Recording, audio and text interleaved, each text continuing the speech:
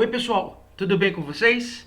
Aqui é o professor Matheus Falcão, professor de História, e na aula de hoje nós vamos continuar nossa discussão sobre reforma protestante, um tema bastante interessante para a gente entender a Idade Moderna na Europa, as transformações que a sociedade estava passando. Afinal, a reforma protestante é um movimento que mudou os rumos da religião moderna, né? Então, gente, nós já tivemos uma discussão inicial sobre o tema na nossa aula síncrona do Zoom, né? A aula que a gente teve na última sexta-feira. Nós discutimos, né? Fizemos um balanço geral da Reforma Protestante. A gente viu a importância de Lutero, né? Essa ilustração aqui é de Lutero afixando as chamadas 95 teses da justificação pela fé. Isso aconteceu no dia 31 de outubro de 1517, portanto, há 2 anos atrás, a Reforma Protestante foi celebrada, foram celebrados os 500 anos da Reforma Protestante, que foi um movimento religioso que acabou influenciando uma mudança política, uma mudança econômica da sociedade no período moderno. Nós já discutimos que a Igreja Católica estava passando por um momento de crise da sua hegemonia, então a partir do século XIV, por vários fatores, a Igreja começa a ser questionada, reformas começam a acontecer, grupos que a Igreja vai chamar de heréticos, né, porque praticavam o que se chamava de heresia, vão começar a acontecer, mas é justamente o Martinho Lutero, que era um ex-monge augustiniano, que era um padre, um professor da Universidade de Wittenberg, na Alemanha, lá no século XV e XVI, né, sobretudo no XVI. Foi Martinho Lutero quem iniciou este movimento de forma mais contundente, por isso que Martinho Lutero é lembrado como o grande símbolo da reforma. A gente já estudou na nossa aula todas as razões que levaram o Lutero a questionar a igreja, a questão da simonia, a questão das indulgências, a questão do luxo e da ostentação que o Martinho Lutero denunciou dentro da igreja, a questão da proibição que se fazia em relação à tradução das escrituras para as línguas que as pessoas falavam, né, os mais humildes, os mais simples falavam, a questão da interpretação da Bíblia, enfim, todas aquelas razões que levaram o Lutero a criticar a igreja. A gente estudou que o Lutero ele só não foi morto como herege, a igreja o perseguiu, o excomungou, né? Ou seja, a igreja católica o expulsou da igreja, da congregação, ele perdeu o título de padre e ele acabou fundando a igreja luterana. É bom deixar claro que a intenção inicial do Lutero não era de se separar, não era de romper com a Igreja Católica. Pelo contrário, o Lutero queria fazer uma reforma, tá? Portanto, então, o Lutero denunciou todas as práticas que ele percebeu estarem erradas, todos os excessos, né, dentro da igreja, e por causa disso, então, ele queria reformar a igreja nesse sentido. No entanto, a igreja não aceitou suas críticas e acabou excomungando. Então, basicamente, ele foi obrigado, né, a fundar a igreja luterana. Então, a igreja luterana é a primeira grande igreja fundada em decorrência do movimento da reforma, né, do movimento da reforma protestante.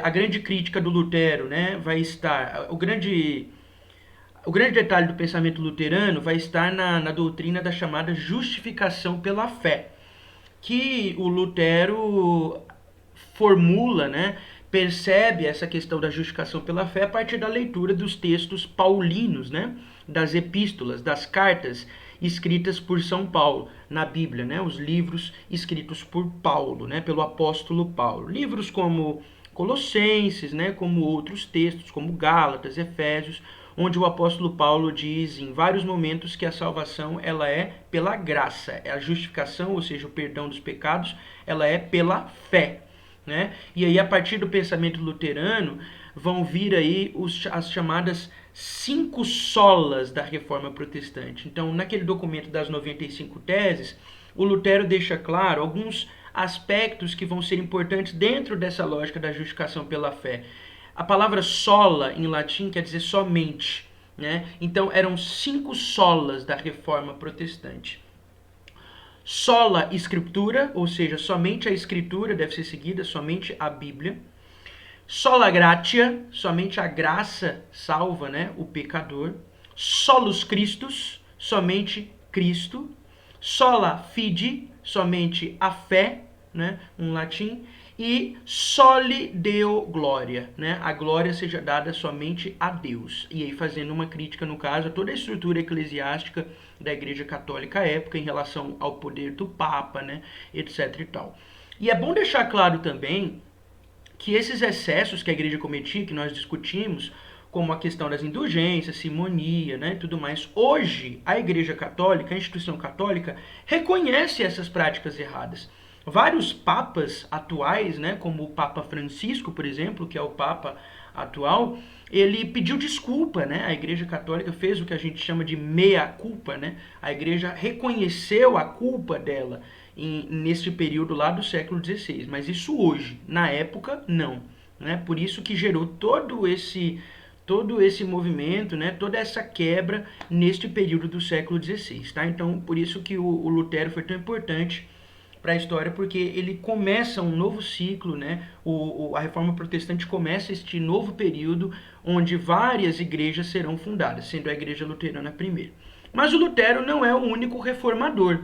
E aí na aula de hoje eu queria discutir com vocês outros movimentos que vieram depois da Reforma Luterana, depois da atuação de Lutero. E aí eu queria citar primeiramente o João Calvino. O João Calvino era um franco-suíço, ele nasceu ali na região da Suíça, né, região de Genebra, e o Calvino, ele era um discípulo de Lutero, tá? Então todos os ensinamentos de Lutero ele seguia. No entanto, o Calvino ele vai trazer uma adição ao pensamento luterano, que é uma reforma teológica que está no calvinismo, no pensamento calvinista, que é o que a gente chama de predestinação, a doutrina da predestinação, né?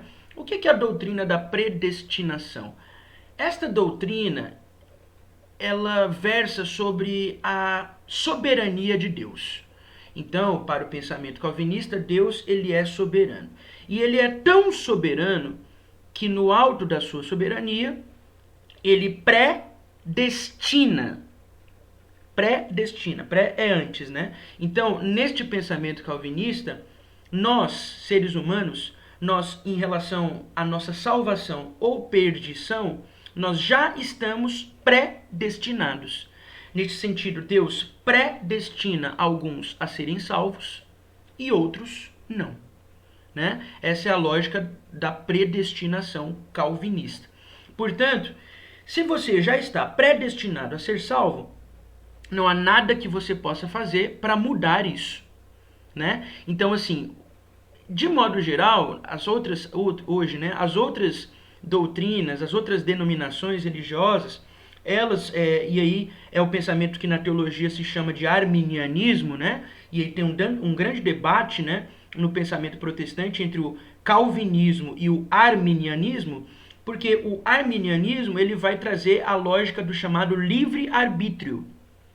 O que é o livre-arbítrio? Nós, seres humanos, nós podemos escolher se seguiremos ou não a Deus, se seremos ou não salvos. No calvinismo, o indivíduo não tem escolha. Por quê? Porque Deus, por ser soberano, já predestinou. Certo? Então é isso a predestinação calvinista. E aí o pensamento calvinista ele se espalhou na Europa, sobretudo na França. E aí várias igrejas se fundaram, né? Como, por exemplo, uma outra reforma posterior na Inglaterra de um teólogo chamado John Knox, que fundou, inclusive, a igreja presbiteriana, né? Então, a igreja presbiteriana, que hoje existe, é uma igreja grande no mundo inteiro, que é uma igreja da doutrina calvinista, do pensamento calvinista, né? É um exemplo, então, de uma igreja que vem do pensamento calvinista, a igreja presbiteriana, né? Pois bem, então a gente pode citar o Calvino como outro grande reformador, e a gente pode citar também um movimento que aconteceu na Inglaterra, tá? O rei da Inglaterra se chamava Henrique VIII. Henrique VIII. E o rei da Inglaterra, ele fez uma reforma lá na Inglaterra, o Henrique VIII. E ele fundou uma nova igreja lá que se chamava Igreja Anglicana e que existe até hoje. Só que a Igreja Anglicana, ela foi fundada basicamente, talvez mais por questões políticas do que por questões doutrinárias, do que por questões teológicas, né? A Igreja Anglicana, ela surgiu da seguinte maneira. O rei Henrique VIII estava tendo algumas discussões, alguns desentendimentos com o Papa, com a administração católica. E aí teve uma outra questão da vida pessoal dele que acabou influenciando também essa quebra, né? Esse rompimento em relação à Igreja Católica. Henrique VIII era casado, né? Henrique VIII era casado com a rainha Catarina de Aragão, mas ele tinha uma amante, certo? A amante que ele tinha se chamava, um relacionamento extraconjugal, a amante que ele tinha se chamava Ana Bolena, certo? E aí o que acontece? O Henrique VIII então tomou a decisão de se separar da sua esposa e se casar com a sua amante. Ele queria acabar com o casamento dele e iniciar um novo. Só que na época a Igreja Católica não permitia isso, certo? Então assim, o Papa, a administração católica não permitiu que Henrique VIII fizesse isso. Então, é mais ou menos assim, né? Dando um exemplo. Imagina que ele, então, pega lá o WhatsApp dele, né? Na época não tinha, a gente tá só brincando. Então, ele pegou o WhatsApp dele, mandou um áudio pro Papa, né? Falou pro Papa que queria se separar e tudo mais. O Papa ficou aqueles 2 risquinhos azuis lá, né? Chegou a mensagem pro Papa, o Papa nem respondeu, o Papa não deu bola, certo? E aí o Henrique VIII ficou assim, puxa, eu sou um rei, eu sou poderoso, eu que mando aqui na Inglaterra, por que esse cara, por que o Papa não me responde, né? E aí nesse sentido, o Papa não autorizou, certo? O casamento dele, ele desfazia o casamento dele e iniciar um novo. E aí então o rei falou, quer saber? Então, a partir de agora, o catolicismo está proibido na Inglaterra, e aí expulsou toda a membresia, a liderança católica da Inglaterra. Todas as terras que pertenciam à igreja passaram para essa nova igreja, que é a Igreja Anglicana.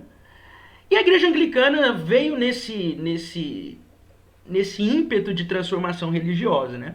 Então, muitas ideias dos protestantes também foram para a Igreja Anglicana. No entanto, a Igreja Anglicana ela guarda muitas semelhanças com a Igreja Católica, e o que revela o que eu tinha dito, já que a separação da Igreja Anglicana em relação à Igreja Católica foi mais política do que teológica, do que doutrinária, do que religiosa, não é?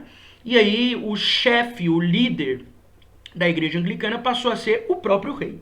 Então o próprio rei, ele era o líder político, militar e também religioso, o que fez com que o poder do rei Henrique VIII, nessa lógica absolutista, né, nessa lógica de um poder absoluto dos reis, apenas crescesse e crescesse muito em função disso, tá certo? Martinho Lutero promoveu através de sua reforma uma grande crise na Igreja Católica, que teve, então, a Igreja teve o seu poder diminuído, né, já que outras religiões estavam surgindo. O protestantismo, portanto, caracterizou os fiéis que não seguiam as doutrinas católicas e deram continuidade à principal reforma religiosa realizada na Europa. Como eu disse, o grande nome da reforma é Lutero, né? E aí, a partir de Lutero, outras reformas, outras denominações surgiram. Aqui tem um exemplo dos reformadores, né?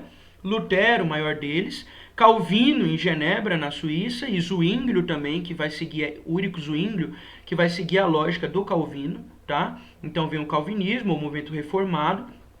Esse sujeito aqui, chamado Menno Simons, ele é muito importante, ele estava na região da Suíça, tá? Ele é muito importante porque a partir dele vários grupos religiosos protestantes vão surgir no século XIX, os anabatistas, os menonitas, né, que vem de os menonitas, os puritanos, os quakers, né? Esses grupos religiosos, eles vão ter uma tendência de afastamento em relação à sociedade, uma tendência que a gente chama de ascetismo, né? Que vem de limpeza, ascetismo, né? Então, qual é a ideia deles, né? Desses vários grupos que vieram do pensamento menonita? A ideia é que eles deveriam se afastar da sociedade, porque a sociedade está corrompida, as cidades estão corrompidas, e eles deveriam manter uma lógica de purificação. por isso essas comunidades deveriam se isolar. E aí vieram várias, né, comunidades, sobretudo nos Estados Unidos e na Europa a princípio e depois nos Estados Unidos, né, grupos menonitas, tá? E o Henrique VIII, que eu já falei para vocês, né, o rei da Inglaterra, que teve aquela confusão toda com o Papa e se separou da igreja, tá certo? Bom, aí, pra gente fechar o conteúdo, eu queria trabalhar o que a gente chama de contra-reforma, tá? Contra-reforma. A contra-reforma foi o seguinte, a contra-reforma foi uma reação da Igreja Católica à reforma protestante. Então, como a reforma protestante estava crescendo, era uma tendência, vários países, vários monarcas, vários príncipes apoiaram a reforma, porque eles viram nisso uma possibilidade de rompimento político com a igreja. Então, o caso de Henrique VIII é simbólico, mas nós tivemos vários outros príncipes, monarcas na Europa, que viram o crescimento protestante como uma possibilidade de eles se separarem da administração católica, né? Então, algumas desavenças, algumas discordâncias, alguns desarranjos já estavam acontecendo, né, em relação a esses príncipes, em relação à Igreja Católica. Então, eles viram numa nova religião, e aí em suas várias facetas, né, seja calvinista, seja luterana, eles viram nisso uma possibilidade de ter mais poder. Por isso que o protestantismo estava crescendo. Então, veja bem, a Igreja Católica, então, percebeu o crescimento dos protestantes, e a Igreja Católica falou, poxa, a gente precisa acordar. Porque se a gente não fizer alguma coisa, o nosso poder vai cada vez mais diminuir. Então, a contra-reforma, que aconteceu ali ainda no século XVI, foi uma reação da Igreja Católica à reforma. Por isso, contra-reforma. Então, no século XVI, a Igreja Católica estava passando por uma forte crise. Nesse contexto, ganhou força o protestantismo, as novas religiões surgidas na Europa, como, por exemplo, calvinismo e luteranismo. Isso nós já falamos. Para tentar barrar o avanço do protestantismo, após a Reforma Protestante, o Papa Paulo III, que era o Papa da época, convocou um concílio. O que era um concílio? O concílio era a reunião dos cardeais, a reunião de todos os líderes, todos os bispos, de toda a liderança católica. Tá? Então ele convocou um concílio na cidade italiana de Trento. Tá? Então esse é o conhecido Concílio de Trento, que foi realizado entre 1545 a 1563. Então são 18 anos aí. Claro, né, gente, eles não ficaram todos os dias reunidos, discutindo o tempo todo por 18 anos. Então tinha ciclos de reuniões, né? E aí durante esse concílio é importantíssimo para a Igreja Católica, porque eles vão tomar algumas medidas para, nesse sentido, né, ter essas medidas para tentar barrar, tentar conter o avanço do protestantismo, tá? Vários assuntos e várias ações entraram em execução. Aqui é uma pintura, né, que representa o Concílio de Trento, a reunião em Trento. O que eles tomaram, então, de atitudes na Contra-Reforma? Primeiro, o retorno da Inquisição. Né? O que é a Inquisição? A Inquisição foi um movimento católico, então, que vigiava, que perseguia, que prendia e que punia qualquer pessoa que fosse considerado um herege. Então a igreja intensifica o controle dela sobre a sociedade, né? E aí nós vamos ter o Tribunal do Santo Ofício nesse sentido, que iria julgar as pessoas que a igreja considerava herege. Lembrando que herege vem de heresia.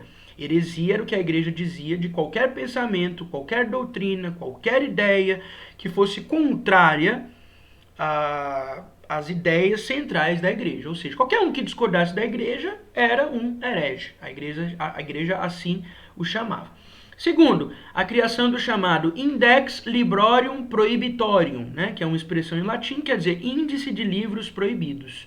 Certo? Então, como o pensamento... Olha só que interessante. Neste período, no século XVI, nós já tínhamos uma invenção de um sujeito alemão chamado Johannes Gutenberg. Ele inventou a chamada imprensa.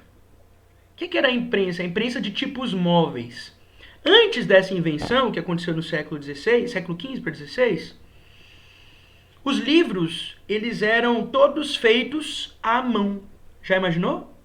Por isso que havia nos mosteiros, como nós já estudamos lá na Idade Média, nos mosteiros havia os chamados monges copistas, que a função deles era copiar livros. Então, escrever livros à mão. Era tudo manuscrito.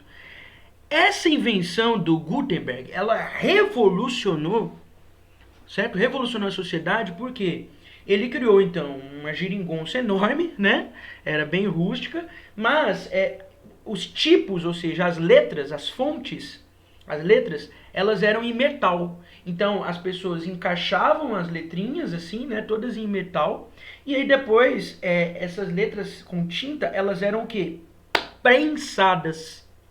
Ou seja, isso, inclusive, o primeiro livro a ser impresso, no século XVI, foi justamente a Bíblia Sagrada, né? É uma tradução luterana. Então, isso... Lembra que o Lutero, ele traduziu a Bíblia para o alemão, né? Inclusive, o Lutero, ele é até conhecido como um dos padronizadores, unificadores do idioma alemão, porque na época a Alemanha não era um país só, era um conjunto de pequenos reinos, principados, né? Protetorados, e aí o que fazia com que houvesse uma disparidade linguística, né? Então haviam vários dialetos dentro destes reinos distintos, dentro desses reinos separados. Portanto, o cara do norte, né, o habitante de uma região norte da Alemanha não entendia da mesma forma que o do sul. Por isso que na tradução bíblica do Lutero, ao final da tradução ele colocou um glossário, né, para poder trazer as traduções dessas palavras diferentes, né, conforme os dialetos. Por isso que ele é tido como... Ou seja, por que eu estou falando isso? Porque a partir então do Lutero, da tradução da Bíblia, outras traduções que vieram em outras línguas, e da imprensa, os livros, inclusive a Bíblia, poderiam ser impressos, poderiam ser reproduzidos, xerocados, com uma rapidez muito maior. Claro que era bem mais difícil fazer um livro nesse sistema, colocando letrinha por letrinha, do que hoje, que hoje a gente digita tudo e já imprime, né? É muito fácil hoje, né? Enfim, mas é uma evolução. Então, os livros estavam se espalhando mais velozmente do que antes, quando os livros deveriam ser escritos todos à mão. Então, a igreja tomou uma preocupação, a igreja católica, de colocar uma lista dos livros que eram livros heréticos, portanto, livros proibidos. E aí, principalmente nos países onde ela tinha uma atuação maior, e aí a gente está falando sobretudo de Portugal e da Espanha, onde a Igreja Católica tinha poder político forte nessa época, é lá que vai retornar a Inquisição, é lá que vai ser criado e oficializado o Index Librorum Prohibitorium, né? E é lá, inclusive, que vai ser criada, presta atenção que isso aqui é importantíssimo, tá, gente? Vai ser criada a chamada Companhia de Jesus. O que é a Companhia de Jesus? É a ordem dos jesuítas, uma ordem católica. Uma ordem de missionários, portanto, que tinha o objetivo de sair da Europa, e aí o destino deles era sobretudo a Ásia e a América. A América já estava em processo de descobrimento, a gente vai discutir isso em outro momento. Então, o objetivo destes missionários, destes padres jesuítas da Companhia de Jesus, era fazer com que a fé, a mensagem católica, fosse espalhada para outras regiões fora da Europa. Fazendo com que, portanto, o protestantismo não se espalhasse tanto nessa região e com que a Igreja Católica conseguisse manter uma quantidade significativa de fiéis. Isso funcionou a longo prazo. Basta a gente ver, por exemplo, na América Latina hoje, nos países latino-americanos, que todos eles, inclusive o Brasil, têm uma maioria católica. A maioria da nossa população é católica. Fruto dessa catequização católica, jesuíta, dos nativos, né, no período colonial. Tá? Essa é uma discussão que a gente pode fazer em outro momento. Ou seja, essas medidas, portanto, elas tinham o objetivo, no contexto da contra-reforma, de conter, de barrar, de reduzir o crescimento protestante. Tá certo? Então essa é a contra-reforma. Pois bem, para a gente concluir, as reformas religiosas formaram conjuntos de movimentos com caráter religioso, político e econômico que contestavam os dogmas católicos. Dogma é qualquer doutrina tida como incontestável, né? Então, qualquer contestação a um dogma gerava uma heresia, né? E devido a isso ocorreu-se a criação de outras religiões, como por exemplo o protestantismo como um todo. É bom deixar claro que não há uma igreja protestante, há várias igrejas protestantes. Por que há essa profusão e essa criação de várias igrejas, né? Porque o protestantismo vai ser um movimento que vai apelar para que as pessoas leiam a Bíblia, o que antes era proibido. Se várias pessoas estão lendo a Bíblia, várias pessoas vão interpretar de modos diferentes. Por isso que o movimento protestante gerou um crescimento exacerbado de novas igrejas. Porque não há uma interpretação central. No pensamento católico, a interpretação pertencia à igreja. Portanto, havia uma uniformidade, uma unidade de pensamento. Certo? O protestantismo vai dizer, não, qualquer um pode ler a Bíblia. E qualquer um, portanto, poderia interpretar de determinado modo. Por isso que várias ideias, várias ideologias, várias doutrinas vão surgir a partir dessa interpretação, que vai ganhar força no século XVI. Por isso que não há uma igreja protestante. Há várias vertentes, há várias que vão gerar várias denominações. Então, igreja batista, igreja presbiteriana, igreja metodista, igreja adventista, né? Enfim, igreja luterana, igreja presbiteriana, e aí depois as igrejas pentecostais, que vão surgir em outro momento, todas essas, agora as neopentecostais, né? Ou seja, várias igrejas que vão vir de uma espécie de núcleo comum, né? Para chegar em várias divisões, em várias vertentes diferentes. Beleza? Então os cristãos opuseram-se a essa situação, no caso, lá da Reforma, sentiu a necessidade de uma volta aos ensinamentos de Cristo e de seus apóstolos e pregavam assim uma reforma dos costumes. Os principais reformadores foram Lutero e Calvino. Tá? A reforma difundiu-se rapidamente na Alemanha, na Suíça, a Alemanha luterana, a Suíça calvinista, né? A França calvinista, a Holanda, né? Os Países Baixos calvinista, tá? A Escócia anglicana, né, o Reino Unido anglicano, e a Escandinávia, os países da Escandinávia, do norte europeu, como Suécia, como Dinamarca, como Finlândia, né, como, enfim, a Islândia também. Esses países vão ser luteranos, tá? O luteranismo vai chegar à Escandinávia. Então, o difícil foi que a igreja reconheceu esses abusos, mas não teve coragem para empreender a necessária reforma geral, que é o que eu falei. O Lutero não queria se separar da igreja. O Lutero queria fazer uma reforma, tá? Por isso que ele denunciou as coisas de errado. Mas a igreja não aceitou a crítica de Lutero e por isso ele fundou um novo movimento. Devido a isso, ocorreram diversos conflitos entre a igreja e seus reformadores, enfim. E aí nós vamos ter daí por diante, várias transformações. Portanto, a reforma protestante ela mudou os rumos da religião, não só no século XVI, como até hoje, conforme eu disse. Tá certo? Gente, espero que tenha ficado claro, espero que que vocês tenham gostado desse conteúdo, né? Espero que tenha ajudado e nós nos vemos para novas orientações, novos assuntos, estamos por aí. Tá certo? Foi um prazer estar com vocês nesse vídeo de hoje. Um forte abraço.